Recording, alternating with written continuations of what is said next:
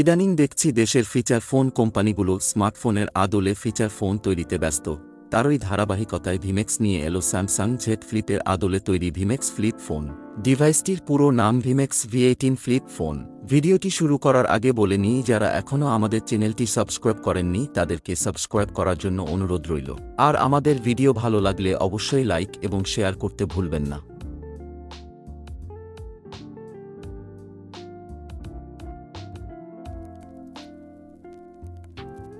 বক্সটি open করলেই প্রথমেই পাবেন device itself, type C fixed charger, SIM ejector pin, warranty card এবং একটি ব্যাক কভার। মূলত বাটন ফোনে ব্যাক কভার এখন খুব একটা দেখা যায় না বললেই চলে।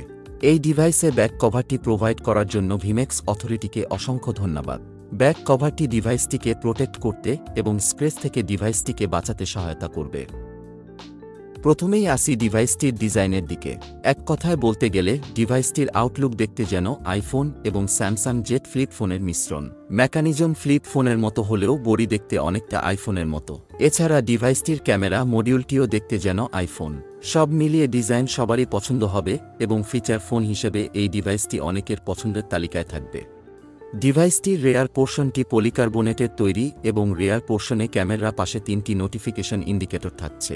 সাইড ফ্রেমটি গ্লোসি ফিনিশিং করা থাকছে। সাইড ফ্রেমের যেখানে এক পাশে থাকছে সিম ইনসার্ট করার ট্রে এবং অন্য পাশে থাকছে টর্চ লাইটের বাটন।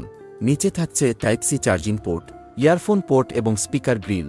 এখানে 2টি স্পিকার ভেবে ভুল করবেন না, এতে পাচ্ছে শুধু একটি স্পিকার এবং অন্যটি শুধুই ডিজাইন।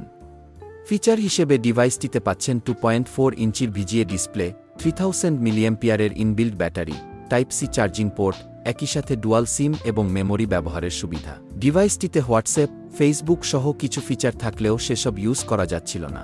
ডিভাইসটিতে কাইবেস ব্যবহার করা হলে আরও বেশি সংখ্যক মানুষ এই ডিভাইসটি নেয়ার প্রতি আগ্রহ প্রকাশ করত বলে মনে করছি। ডিভাইসটির ফ্লিপ মেকানিজম যথেষ্ট ভালো এবং যথেষ্ট ডিউরেবল বলে মনে হয়েছে।